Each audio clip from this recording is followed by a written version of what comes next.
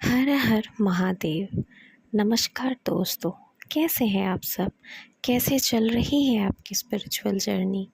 आशा करती हूँ आप धीरे धीरे ईश्वर की तरफ आगे बढ़ रहे हैं।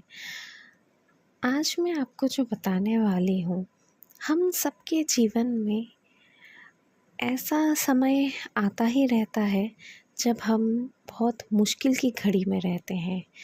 जीवन के दो पहिए हैं, कभी सुख आता है, कभी दुख आता है। तो जब सुख आता है, सब कुछ हमारे मन के हिसाब से होता है, हमारे अनुकूल होता है, तब हम ज़्यादा सोचते नहीं हैं, ज़िंदगी आराम से कटती है।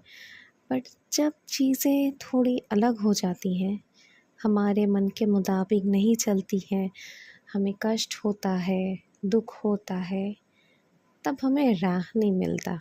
हम किस राह पर चलें, क्या करें कि हमारा ये दुख, हमारा ये कष्ट दूर हो जाए। वैसे तो ईश्वर के प्रति जो प्रेम है वो निस्वार्थ भाव से होना चाहिए, लेकिन आज के इस भाग दौड़ वाले जीवन में लोगों के जीवन में इतनी परेशानियां हैं कि वो निस्वार्थ भाव बहुत से कम लोगों के मन में ही आता है। चाहे हम अपने स्वार्थ से ईश्वर को पुकारें या चाहे निस्वार्थ भाव से पुकारें, उस पुकार में अगर सच्चाई है तो हमारे जीवन को सही रास्ते मिल जाते हैं और हम उन कष्टों से भी धीरे धीरे बाहर निकल आते हैं। बस मन में विश्वास और धैर्य की ज़रूरत है।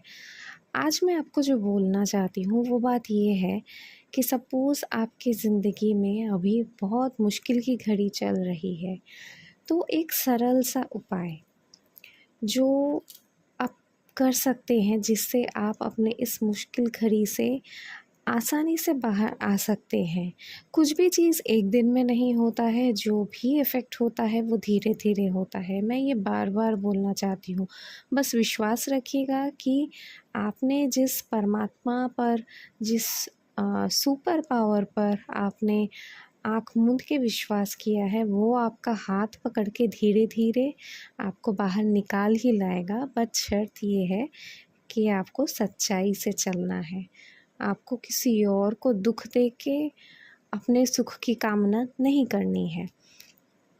तो उपाय बहुत सरल है, क्योंकि आज हम इस भाग दौड़ वाले जीवन में ना हम कोई यज्ञ कर सकते हैं, ना हम कोई संकल्प लेके 4 लाख 5 लाख मंत्र जाप कर सकते हैं। ये पॉसिबल नहीं है सबके लिए। तो मैं जो बोलना चाहती हूँ, आप बचपन से, छोटे से बड़े जब हुए, कोई एक मंत्र जिसको आपको लगता है कि आपने अपने जीवन में सबसे ज़्यादा जपा हो, या कोई एक नाम जिसको आपने सबसे ज़्यादा जपा हो जीवन में, उसको आप पकड़ लें। उसको आप क्या करें, जैसे जब भी आपको समय मिलता है, जैसे हफ्ते में आपको 2 दिन थोड़ा ज़्यादा समय मिल गया या 3 दिन ज़्यादा समय मिल गया, और आपने जैसे बचपन से हनुमान चालीसा पढ़ी हो, आप क्या करें, अच्छे से साफ़ सुथरे बन के, हाथ पैर धो के, अच्छे कपड़े पहन के बैठ जाएं। कुछ नहीं, आंखें मूंद कर अच्छे से मन लगा के, दुनिया की चिंता छोड़कर हनुमान चालीसा पढ़ना शुरू करें। और आप पढ़ते रहें, ऐसा नहीं कि एक बार करके रख दिया। आप उसको उस दिन जितना ज़्यादा बार जप सकें करें, 5 बार, 6 बार, 9 बार, ऐसा आपको जब भी समय मिले आप उसको करें।